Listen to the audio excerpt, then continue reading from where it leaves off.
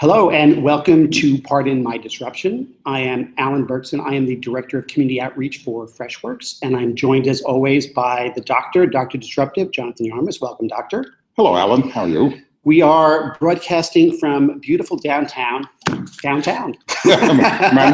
Yeah. We are broadcasting live from Workbench, the enterprise software VC. We're really excited that they're letting us do this here, and we're hoping that it works. It works out. We are here usually the second Friday of every month, but in this case it's the third Friday for the summer because we're delayed. Because you're busy. Because I'm busy. You're a busy guy. I'm a busy guy. You are. I am a busy guy. You know, having kids at home makes one busy. Our purpose here is to talk about what's going on in technology, but particularly with a focus on trends. One of the things I thought I'd bring up is where you got Dr. Disruptive from. And your title was the VP of Advanced Emerging and Disruptive Technologies as an analyst. I was at AMR Research, one of the then boutique analyst firms focused on supply chain, acquired some years back by Gartner. No, you can't go home again. But anyhow, so that was my title. And at the first conference, you know, I joined over the summer, and they had their big annual conference in October, November, somewhere like that, out at the Phoenician in Scottsdale, perhaps my favorite hotel in the world. You know, Charles Keating's monument to excess. You know, no business model, but a wonderful hotel. Anyhow, I gave my presentation, and at the reception that evening, around the outdoor bar at the Phoenician, a client who I had never met before, who subsequently became a close personal friend, yelled across the bar, "Hey, Dr. Disruptive." And I literally went to the hotel room that night, secured the domain name. You know, Doctor spelled out Disruptive was available. Somebody owned DR Disruptive. Several years later, they let it lapse. So I have that one too. Fantastic. But yeah, Rich Gaby, was a became a close personal friend. I bought him a lot of dinners. I was going to say, does he get royalties on the? He passed away a few years ago, tragically. Just the scourge of cancer. But the doctor was born. Yes, and I bought him a lot of meals and a lot of cocktails, but not nearly enough for the value that I got from it. So wherever you are, Rich, thanks. So I think let's start off with. It's probably close to 95 degrees today in the city. It's hot. Yeah, it's very hot. And the heat index is probably over 100. Right. Hot and thick. And the real feel is probably 105, whatever that is, because... And we can look it up. It's the heat and the humidity. Yes. It's the heat and the humidity. But there's a technology angle to this. There is. And the technology angle... climate change, global warming, whatever it is, I'm assuming large portions of our audience are not deniers, but they're large portion. Yeah. Because I like to think of our viewers as rational and scientific, and we just lost one. And that'll be the end of my political commentary. But there's a story this week about what do we need to do about climate change, and how do we get people feeling the urgency? And the analogy was going back to the Y2K bug. And those of you too young to remember that, computer systems back in the relatively early days when memory was expensive, and to give you an idea what expensive means, I upgraded an Apple II computer in 1980. With a 576K memory upgrade from a company called Saturn Systems. And the 576K memory was $10,000. So memory mattered. Storage was expensive. And so you saved wherever you could. And one of the ways people saved was, instead of saving the year 1963 as 4 digits, You only saved the last 2 digits. It's 63, it's 72. So that's the Y2K problem in a nutshell. Yes, that what happened is all of a sudden, 2000 would come and it would be 00, and it would think it was 1900. And that 19 was hard-coded into everything. Yes, and the concern was that there were going to be catastrophic failures everywhere. The power grid would blow up, transportation systems would stop, you name it. And starting in the mid-90s, there was a hysteria of, here's what could go wrong if we don't do anything. Right. And it galvanized a massive effort such that when the year flipped, it was, as they say, a nothing burger. And the question is, if we had not had that hysteria, would anything have happened? And I was involved in some of the thinking and planning around this in my days as an analyst. And let's just say I was sufficiently concerned that something might happen that I spent that year, that New Year's Eve at Disney World. Because I figured, if something goes wrong, if the world goes to hell in a handbasket, being at the happiest place on earth is not a bad place to be. And the riots at least would be orderly and things like that. And nothing happened. And the reason why nothing happened is the hysteria forced a level of focus and investment that not only made sure we didn't have problems, it actually spurred a whole bunch of technological innovation, because we always talk about the installed base drag. A lot of companies had figured out, wow, if I'm going to have to invest all this money in remediating my old systems, why don't I just buy new compliant systems out of the box and get a double benefit? I'm going to have to spend the money anyhow. I may as well invest in something strategic rather than just investing in things that fix the problem but don't move me forward. And the analogy with global warming is, maybe we haven't painted a negative enough scenario about it. That the lesson of Y2K is, it took a credible threat of hysteria to get a level of investment necessary to actually remediate the problem. And I think there are large portions of the country who are thinking, wow, it's pretty bad. But you read some of the climate scientists, and you might say they're being hysterical, but some of them are talking about what portion of the United States will be uninhabitable by the year 2050. And 2050 is not that far away. I may not make it, especially if my healthcare. Oh no, I'm not going to go there. But how many political firestorms can we have in one segment? Yeah, but my son's in Austin, Texas, and in his lifetime, there's a chance that Austin, Texas may be uninhabitable. Think about that one, and the fact that we're backing away from efforts and doubting efforts. I think the lesson of Y2K is to be learned. We've got to talk about these credibly dark scenarios in reasonable timeframes to spur action. All right. Speaking of spurring action, so our featured segment, I think it's important to talk about. It's something we've talked about many times on this show. The whole concept of net neutrality. Do we have the freedom? Does every company have an equal access and equal pathway on the internet? It's something that we've taken for granted for a long time, but it's something that may go away. I think may is too soft.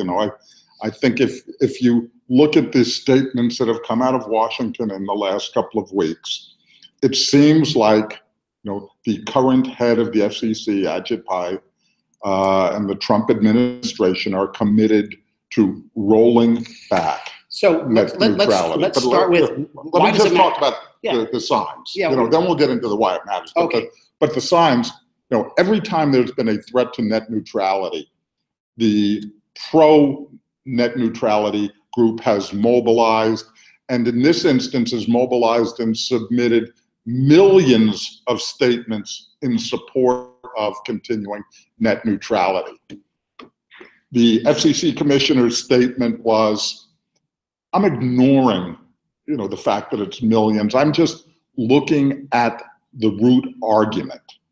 And on the one side, you might think, that actually makes sense. If It shouldn't be it's not a popular opinion thing. This That's is what right. makes the most sense, right? Right.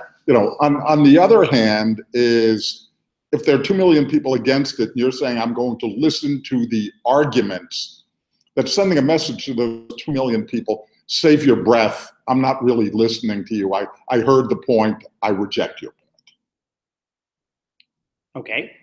So why does it matter? Why does it matter? And let's see if we can just do this quickly, because one of my frustrations is that there's so much misinformation and people don't understand issues, and then they argue for or against it without really understanding the premise. And I think this is one of the most important tech issues we have. Particularly, look, we're sitting here in an enterprise software VC. If you want to be in the software business, if you want to be that your business is on the internet, you think you have a level playing field. That's part of what you start off with. And one could make the argument, and I would strongly make the argument, is the reason why the internet has been so wildly successful is because it was an open playing field. It was a level playing field. If you had a good idea, the old observation, build a better mousetrap and the world will be at a path to your door. And right. Never has that been more true than on the internet.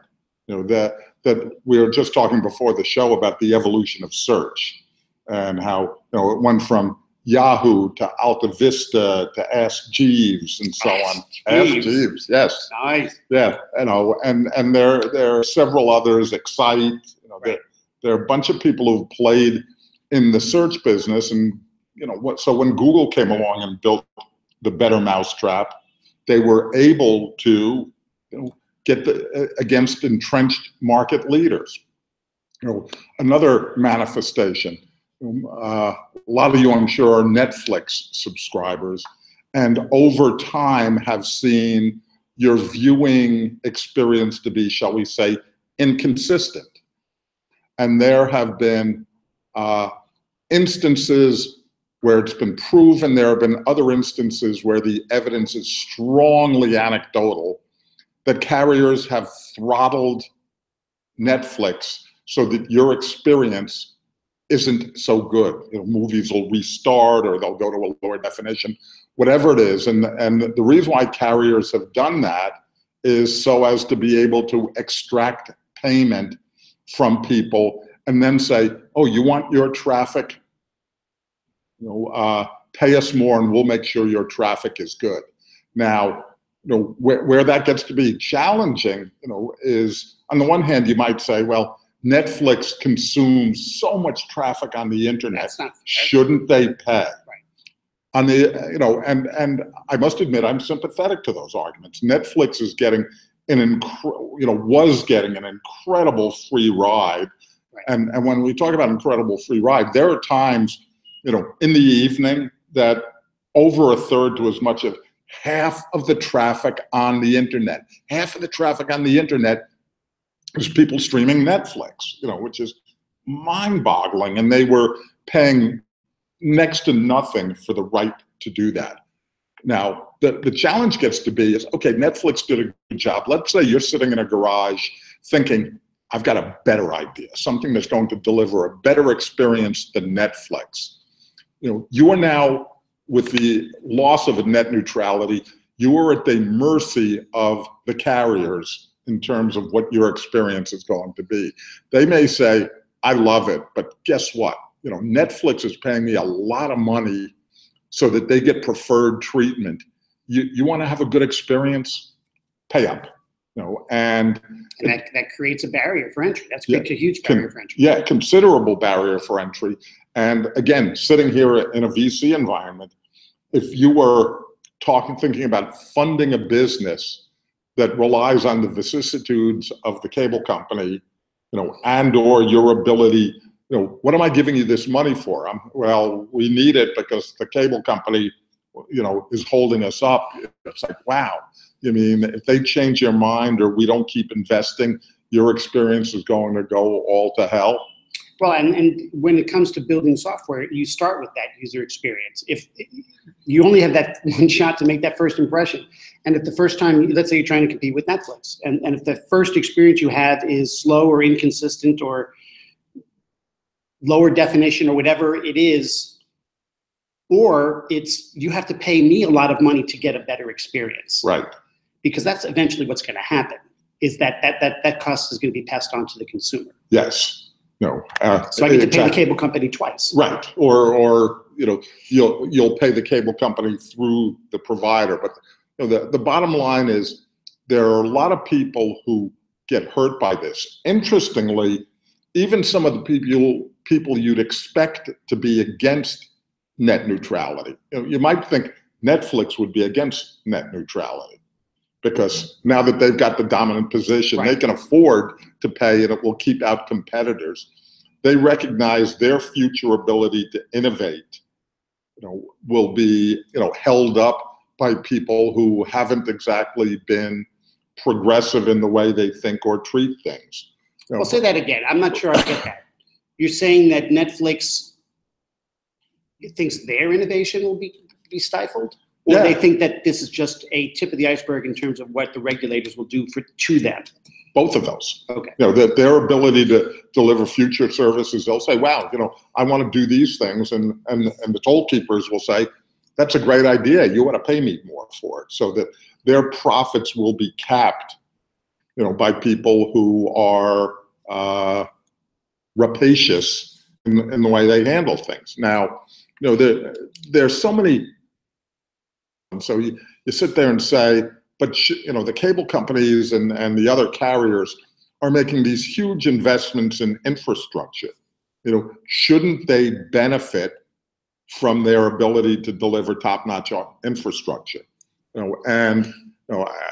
My simple answer to that is they seem to be doing okay in the world of net neutrality. It's not like they were getting punished. You figure out what your costs are and what right, your revenues are, and you price accordingly. And they were able to, make really good profits. But what's happening is those carriers are now looking and saying, "Where's all the value gone?" There are no more new customers to be added. Our ability to increase prices is constrained. People seem to want to pay for these value-added services. And I have to deliver more service, meaning the amount of bandwidth I'm delivering on average to every customer is skyrocketing. Yeah, and that's, they're increasing their infrastructure investments. But, I think they need to figure out how to price them. The fact that they failed at delivering value-added services is not something that should constrain our innovation or experience on the internet. And we are at risk of having both of those things be constrained. But, my concern is at this point, I'm not a betting man, this is not a stock recommendation because my experience. You're a prognosticator, but you're not a betting man. Yes, and but this is one where, I think we've been able to beat back, the anti-neutrality forces every time.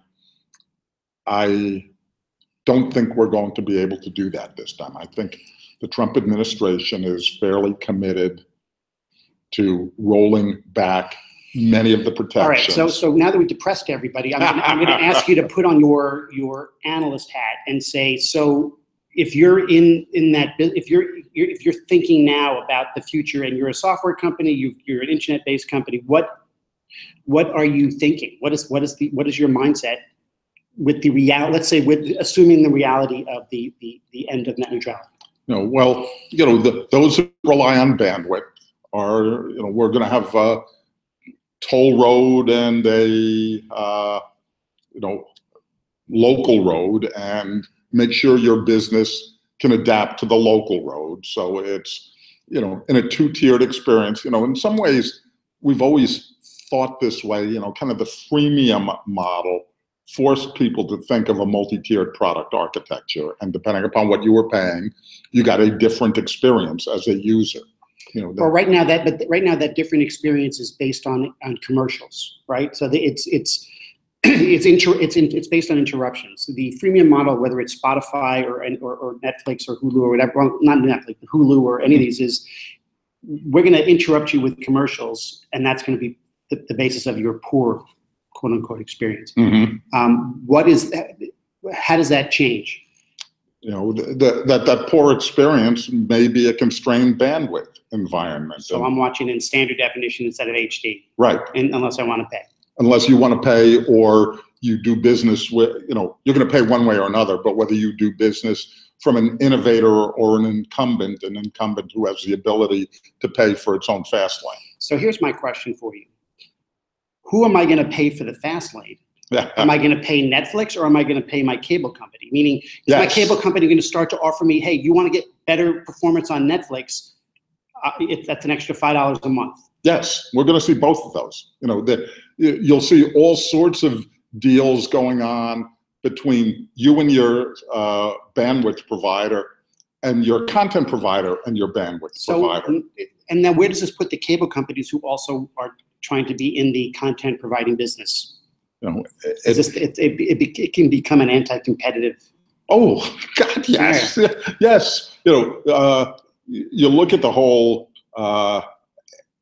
AOL, Yahoo, AT&T, all of this kind of stuff. Yes, they are absolutely in a position to favor their own content. Which is. So this means that people are going to go back to, everybody who cut their cord is going to have to splice it back together? No, because there are wireless carriers who are competing in that space. And so if you're a cord. So it's my Bluetooth cord. It's not a real cord. Yeah. But yes, you're going to pay variable rates for bandwidth and for access to content services. And it's an interesting battle that's going on, even as we're talking about this. This also lets us seg into the discussion with Google and this EU fine. Yep, go for it. Yeah, the EU just fined. What was the 13 billion? I'm trying to remember. 2.7 billion dollars by the EU. Yeah, that's 2.7 billion. Pocket change. Is that's like a rounding error for them, right? How much do they make a day? Yeah, but the issue gets to be, I think they're talking about the potential for 5% of revenue on an ongoing basis. Anyhow, the EU sued Google for anti-competitive behavior, basically saying that Google favored its own shopping results when you did a Google search. Duh. On the one hand, I think this points out some fundamental differences in the way we think of competitiveness on both sides of the Atlantic. But interestingly, I think that this strikes at the heart of what Google is trying to become. So what does Google want to be when it grows up, Doctor? Yeah, well, what it is today is a search engine. Okay. For all they're doing, at the end of the day, it's this huge index. So when you type in something, it knows where on the internet the thing you want to find is. Right. What it's trying to become is a higher value thing than that, but it's trying to divine what it is you're really looking for, so that rather than present you just a list of search results, it gives you the answer. 42. Yes, life, the universe, and everything. Right. Yes. That's a pretty good algorithm. You ought to patent that one. I should. Yeah, but so nowadays when you type something into a Google search box, sometimes you get a list of search results back, or sometimes you get this box at the top that really says you don't need to search for anything. Here's your answer. Well, you bring up an interesting point. I'm a really good Googler, a search. Yes. But if you put 10 people at this table and you said, I want you, here's the information we're looking for, go find it. You're going to get 10 different sequences and probably 10 different answers, given a constraint. Let's say I give you 10 minutes, meaning maybe eventually everybody will get to the same answer, but it's going to take them different amounts of time and maybe amounts of frustration. So you're saying that Google wants to basically bridge that gap. Yes. So that you don't have to be good at search. Yes, and when you talk about being good at search, I would argue that your skills and I consider myself the same way. We can actually spell Boolean and know what that means. I can't spell restaurant or entrepreneur though. Yeah. Entrepreneur, every single time I spell it wrong. But that's a great thing. You just type, EAO. It gets close. In fact, that's a great game. Start typing into a Google search box and see what. Yeah. Right. Anyway, but sorry. Yeah. But the reason why I say it's a less useful skill is it used to be that's what we had to do to get precise outcomes. My mother watches the show regularly, and she'll vouch for the fact that about 30% of our conversation, and I talk to her almost every day, about 30% of our conversation is, Mom, Google that. And she's there, what do I Google? And I said, the exact question you just asked me. Right. How do you do blah, blah, blah, blah, blah. Right. And you don't have to be really precise. You just have to kind of talk to it in increasingly natural language interface. And whether so you do it through the search box or your Alexa device or your Google Home device, that Google has spent a massive amount of money trying to understand what it is you're really getting at when you ask questions that are seemingly, not Alan suitable. Right. You work hard to get good results. That skill set is less valuable because Google is investing in figuring out what people really Google want. wants to basically answer the question you probably don't even know how to ask. Right. And give you the answer to what you're really looking for. And if that's a product, present you the product. And that is, one, what the EU has said, no, you can't do that. Two, it makes for an interesting looming battle between Google and Amazon. Because Amazon wants to be the person who gives you everything today, largely from a product perspective. They want to be part of every transaction that happens in the world. Yes. Period. Yes. And they're always getting close. Yeah, they are. But that's where Google, that started from a relatively low value position. When I say relatively, they had a fabulous position because they figured out how to monetize that search box in a way that nobody else did. They were the closest to the transaction, and that enabled them to build this, multi-billion-dollar behemoth. Amazon is even closer to the transaction. And, we probably for another time, we can talk about the looming battle between those two. And Amazon, certainly with the purchase of Whole Foods and the announcement just yesterday of this relationship with Sears, and where they're selling Kenmore brand stuff through Amazon. So the first time Sears is selling outside of Sears stores, which is a really good survival strategy because there are fewer and fewer Sears stores. But I think Google is trying to get closer to the transaction, and the EU has said that's anti-competitive.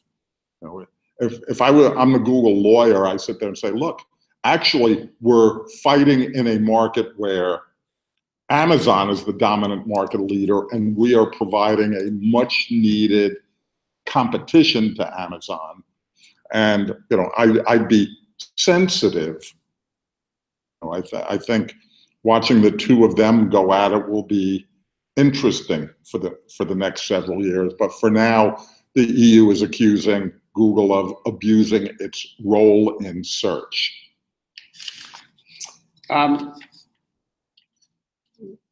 I guess we talked about Amazon. We may as well finish off the conversation with the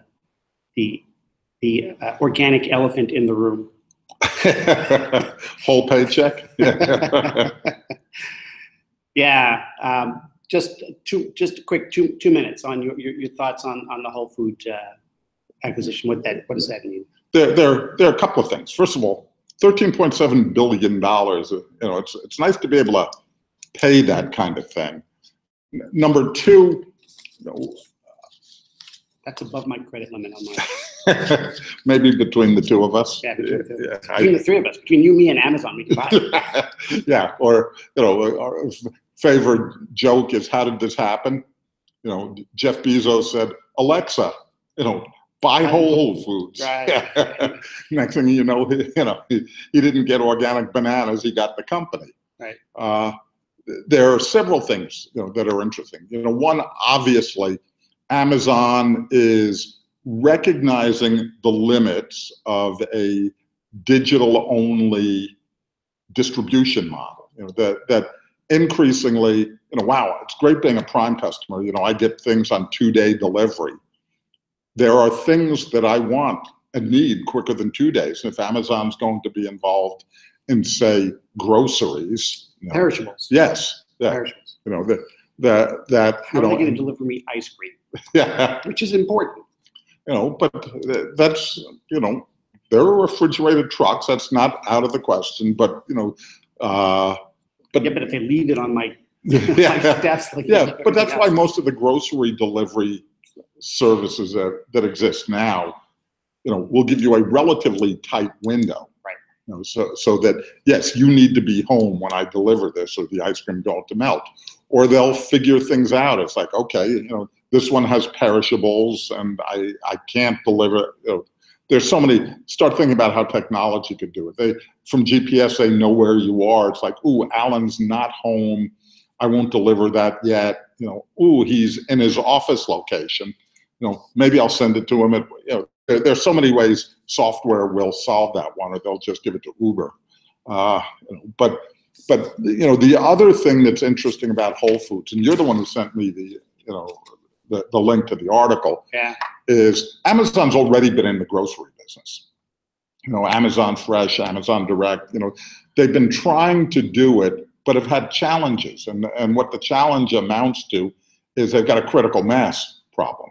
That there are certain businesses that are great when you've got zillions of users, but getting to that critical mass effort is really challenging. You got a chicken and egg problem, and there's no good answer for either one. So by investing $13.7 billion, they've solved the critical mass problem. They now have a built-in, outlet for large amounts of supply that they can feed through multiple channels. And they can build a service behind that then can handle other. Look, this is their model. They've done this with even just Amazon. They have third-party sellers who are going through Amazon warehouses and the whole payment systems and all that kind of stuff. They build it for themselves and then open it up. But build it for themselves, figure out how to achieve scale by doing that. Yeah, and scale, is, I won't say everything, but as an economics major, understanding where you've got economies of scale in a business is important. One of the great things about the internet, especially with net neutrality in place, is I can achieve global scale on a very small investment. Losing net neutrality stands to change that equation. They've made it harder for disruptors to achieve scale. Right. Yeah.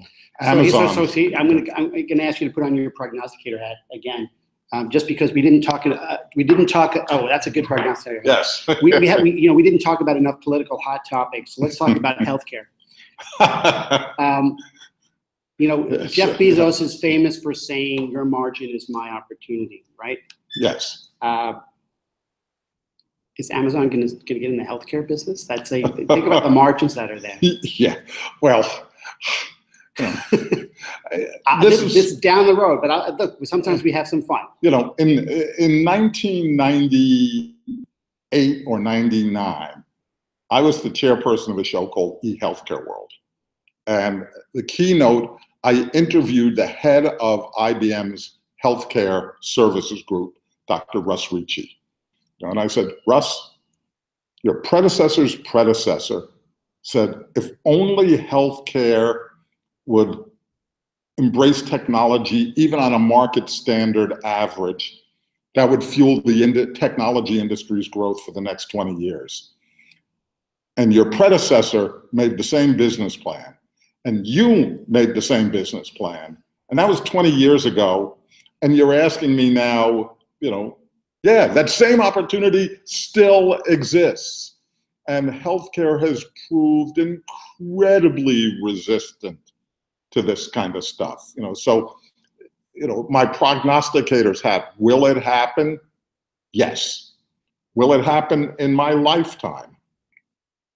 That they're almost. Well, it depends on how good the healthcare is. I was going to say there's an interrelated thing here that if it happens in my lifetime will last long enough. If it doesn't happen in my lifetime, I'll die at a statistically, predictable time. Given my parents and my, various things, probably within the next 26 years or so. But the longer you live, right? That's my favorite actuarial statement. Yes. The longer you live, the longer you are likely to live. Yeah. But my grandparents, I think, all made it into their 80s. My father made it into his mid-80s. My mother, 2 months back, celebrated her 90th. Pretty amazing. All right, so let's do some quick bites. We talked about Amazon. We talked about Google. We have to talk about Apple. Otherwise, we don't really have a show, right? You got $1,200 around? No.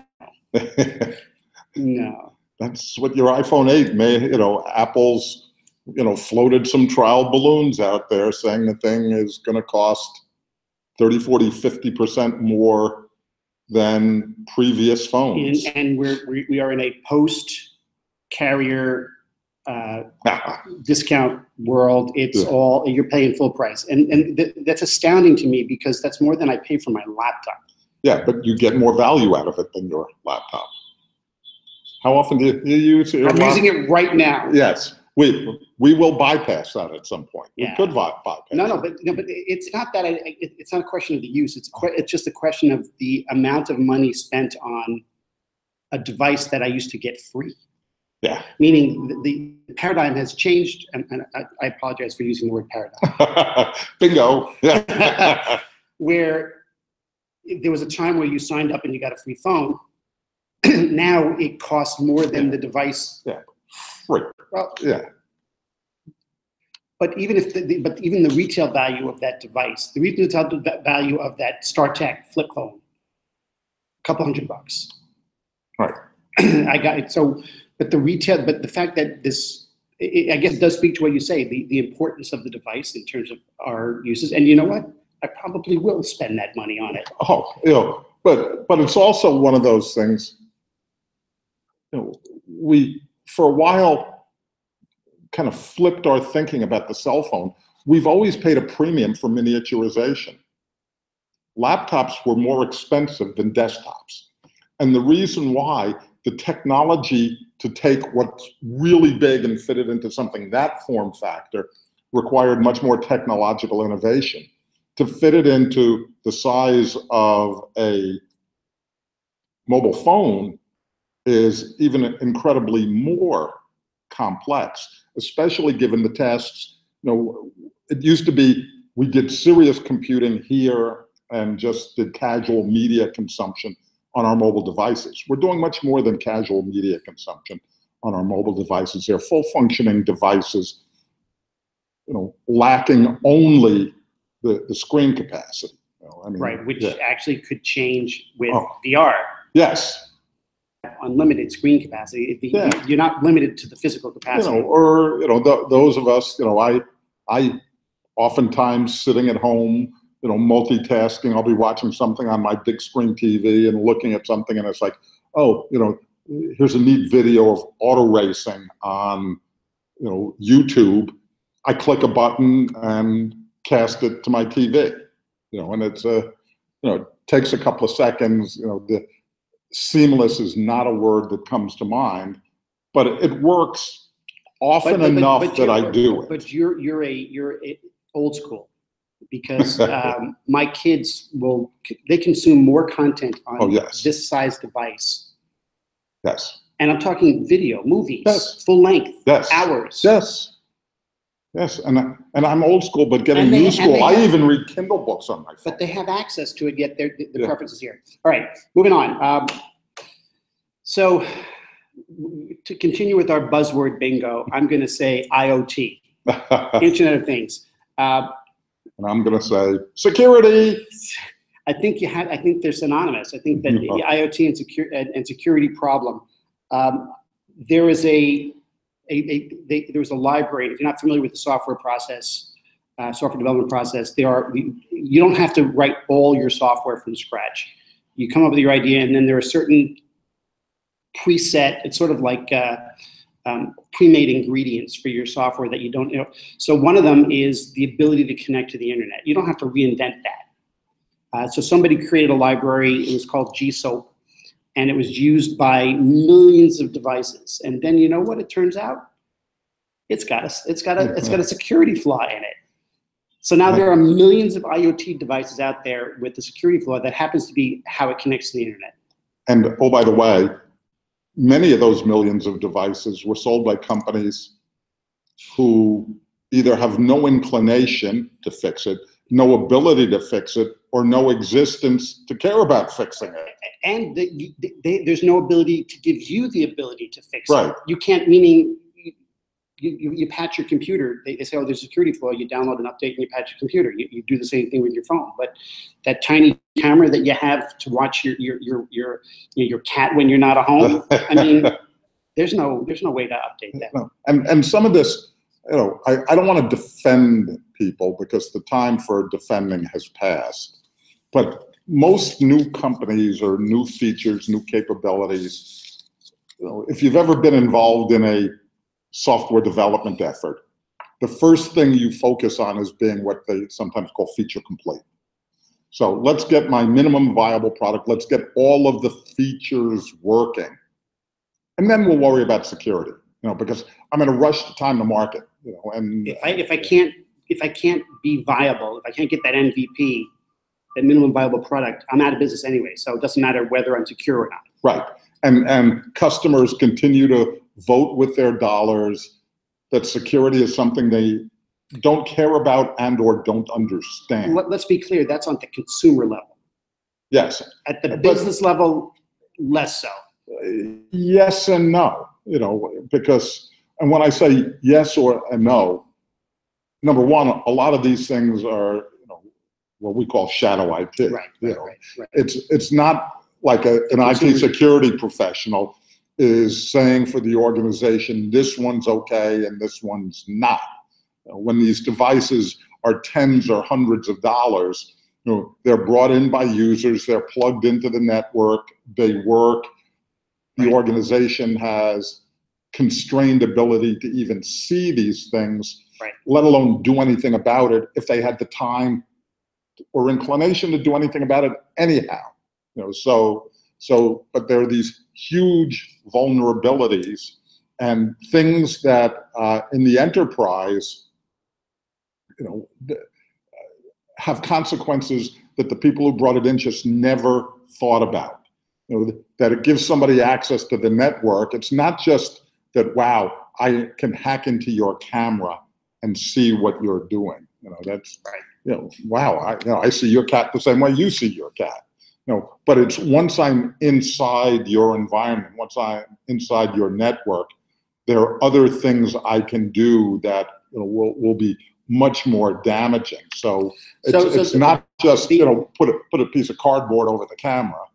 Right. Bottom line is it's still a wild west in terms of IoT and the security, and it's beware. Yes. Just because it's cheap and easy doesn't mean all right, now that's sounding really bad. Cheap and simple doesn't mean it's safe. Yeah, but I don't want to leave the impression don't do anything, because we're talking about risk-reward equations. Right.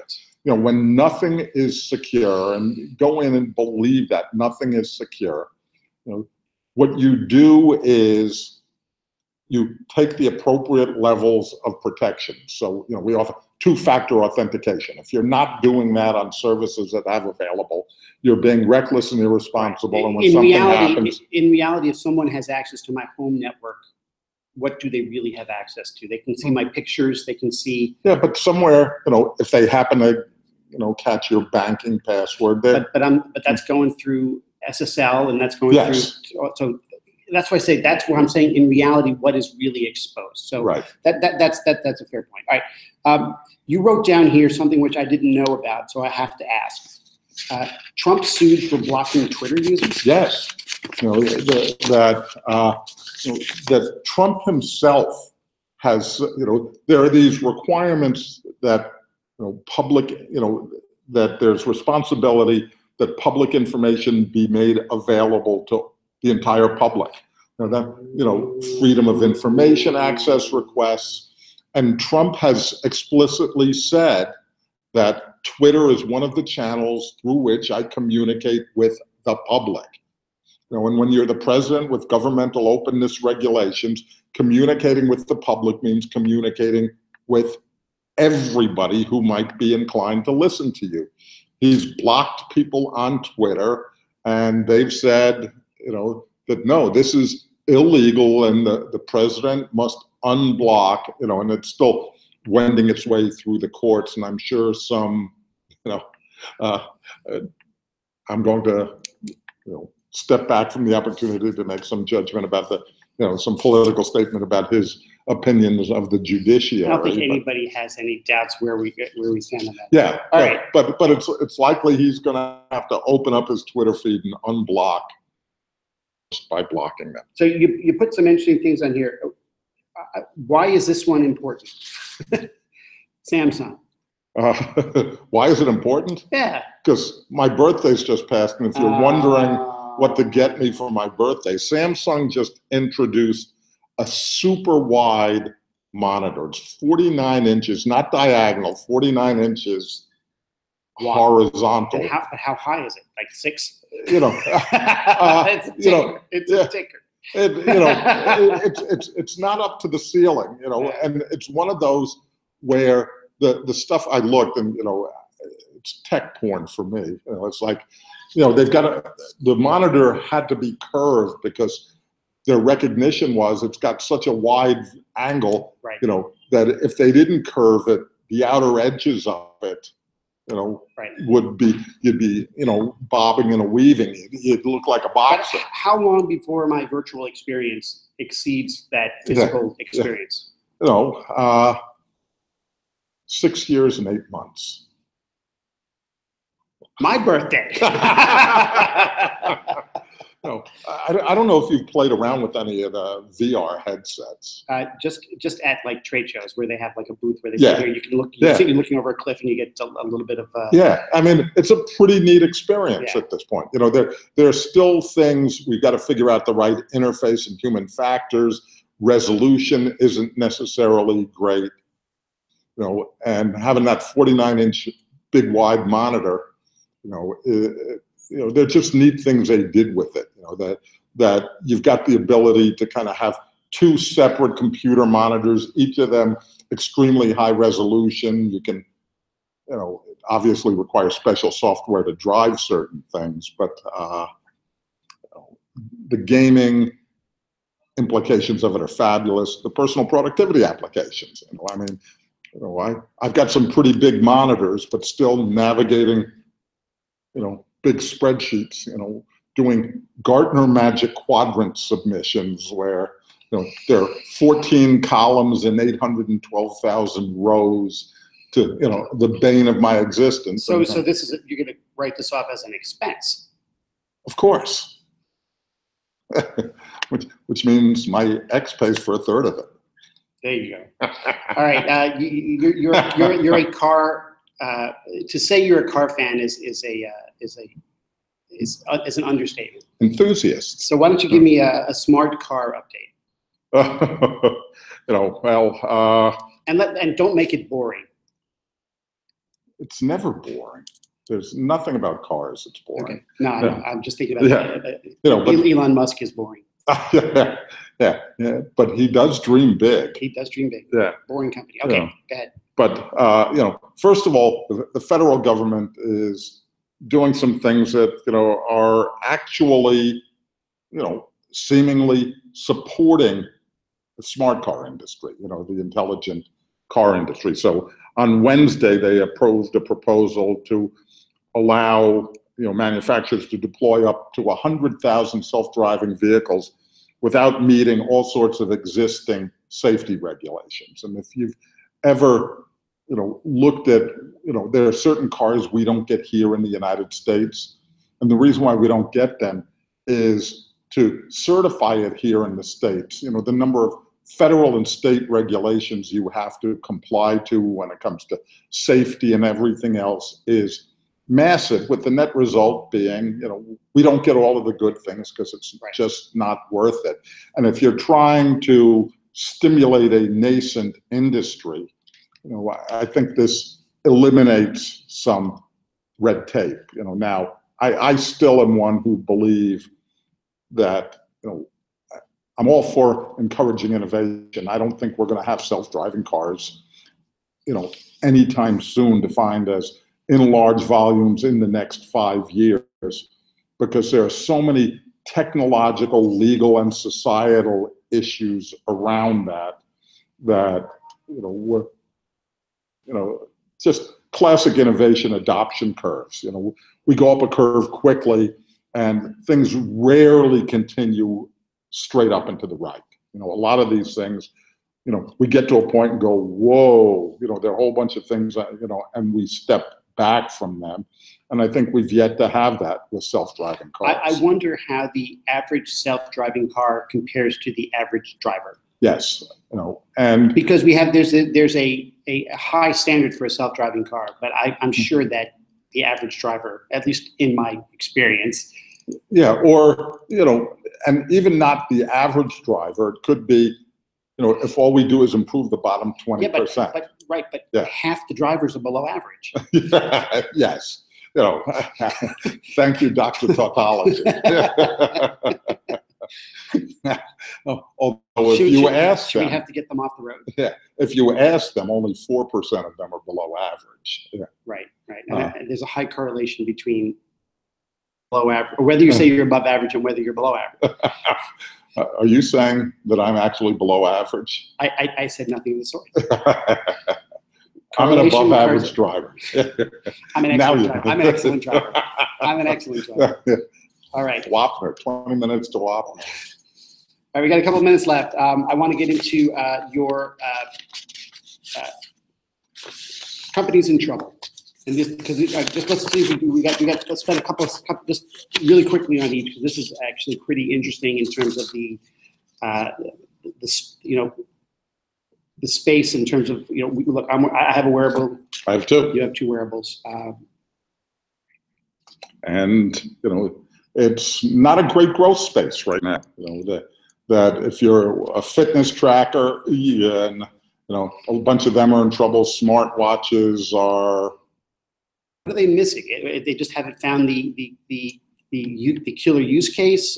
Is it just too the experience? I mean, look, I have a Fitbit, and it's terrible. I only wear it because I spent the money on it. I want to get the use out of it. I know. And oh, by the way, you probably know, I know that if I'm in the city, I'm going to do around 10,000 steps. If I stay in Connecticut, I'm going to do between 1,500 and 3,000. Right. And right. Okay. And I know. I slept well last night. So Intel shut down its wearables division. Jawbone is shutting down. Yeah, because the volumes aren't there yet. I believe we'll get there, but right now Intel has figured it's better to invest in augmented reality than wearables. If they'd listened to us, they would have done this 2 years ago and saved themselves a lot of time and trouble. Augmented reality, you heard it here first. Snapchat. This is an interesting. this is I always try to figure out when a new technology comes out. I'm always trying to figure out who uses it, why, where the value is. My kids use Snapchat. They use it they use it to talk to each other. It's their messaging app. Yeah. But I think you said it here best. Well, that's I stole your line. Yeah. Yeah. When your business is someone else's feature. It took 2 seconds for Instagram to come up with stories and Facebook to come up with stories, and the filters. Even LinkedIn has filters. What's up with that? I couldn't figure that one out. So if you're in the when it only takes you 2 seconds. Yeah, and with that incredible valuation, and the fact that essentially you are a feature. Yes. For someone else's site. And that was on top of what's really your monetization opportunity. That there are times when advertising is a natural complement to somebody's business, and then there are times when advertising is antithetical to what you're trying to do. And if I'm trying to converse with you over Snapchat and I have to watch a pre-roll 5 seconds, that there are money opportunities where dubious. This pet peeve, I think we just have to run on loop. Raise your hand if you've wanted to leave and you shut down your computer and it says, wait, don't shut down. Yeah. I've got to apply updates. Yeah. And you're trying to run out the door to catch a train. The number of times I've done it where I'm in the elevator with the laptop still open, hoping it maintains a Wi-Fi connection to something and wondering what happens when that doesn't happen. So I've got limited control over when the update, and even worse, there are times when I've got some control and times when it did it and it didn't even ask me. And it asks you to, it just comes up with these, because Windows 10 has these messages, you have to just update your settings now, or you have to, it just drives me, that never happens on my Mac. And the getting ready for the next Windows update. All right, interesting factoid. Game of Thrones season premiere pirated 90 million times. Yeah, which is pretty a million considering. What this reminds me of is there was the Game of Thrones producers maybe 2 or 3 years ago came out with a statement saying, please don't pirate the movies. If you pay for HBO, we can make more dragons. You want more scenes with dragons? Then don't support pirating the movies. And the 90, to put that 90 million in context, 15 to 18 million people watched it legitimately. Right. Yeah. All right, now get your pinky ready. Facebook passes 2 billion users, 2/3 of the world's internet connected users. That is just mind-boggling. 2/3 of the people, in the world with internet connectivity are Facebook users. That's pretty crazy. And going back to my AMR days, I remember, when I would, and I'm working, this is a supply chain company. They're not on the leading edge of technology. And I'm talking about Facebook. And the number of people who said, social media things going anywhere. And then there were a couple of people said, how come you don't talk about any of the others? Why don't you talk about MySpace? Who's space? Yeah. All right, we got 2 minutes. Cool tech. This is awesome. It's, those of you who are Trekkies, and there's probably a, high overlap between our audience and Trekkies. Yes, yeah. Yeah.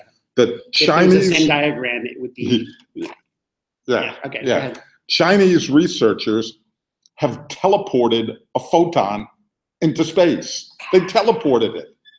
And go find the story. I think it was on Wired magazine, which, to my way of thinking, is still has been the best publication in the world. But Wired had a story that talks about, that when you think, teleporting, what did it, how does it work? And I'm an amateur physicist. If I had my career to do all over again, I'd be a physicist. But there's this thing called entanglement. And I'm going to read here because I don't, know the science well enough to, do it expositorily. This occurs when 2 quantum objects, such as photons, form at the same instant and point in space and so share the same existence. The curious thing about entanglement is that this shared existence continues even when the photons are separated by vast distances. So a measurement on one immediately influences the state of the other, regardless of the distance between them. The second photon then takes on the identity of the first. To all intents and purposes, it becomes the first photon. And it's been done over very short distances, but the Chinese have done it now to an orbiting satellite 800 kilometers up in space. They've teleported. Elon Musk is going to look pretty foolish trying to build that tunnel going from LA to New York. Although the difference between doing it with a photon and doing it with 200 people, I remember one time. One at a time. Yeah, but it's theoretically possible to do it with people, but to do so in a relevant time frame would require more power than the entire world is generating right now. So, there are some practical limits. Yeah. It's like what? 1.21 gigawatts or something? I don't understand. Yeah. Is that really That was the Back to the Future. Oh, okay. All right. Quote of the month. Would you like to share with us? Sure. We talk about security, and there are all sorts of corporate chief information security officers and so on. And pharmaceutical VP of IT actually had a very pragmatic statement. He said, we have policies, but they don't really do anything. They're good to have, but they don't stop people from doing things that they shouldn't. Things are only... It's like the Pirates Code. Their guidelines. Really. and things are only as good as the weakest link. Remain the weakest link, which is why, wasn't that a TV show? You are the weakest. It was the weakest British link. woman. The weakest link. Yeah, the weakest you link. are the weakest link. All right, so you've been watching Pardon My Disruption with Alan Bergson. That's me, and Dr. Disruptive, Jonathan Yarmus. We are here. Our next show will be on August 18th. In the meantime, join the conversation on Twitter, #PMDisrupt. And join us on our Facebook group. Join us on our Facebook group, because that's a cool thing. That's what all the cool kids are doing. It's an intimate group of 2 billion people. But we'd love to continue the conversation and ask your questions. And we'll see you next time.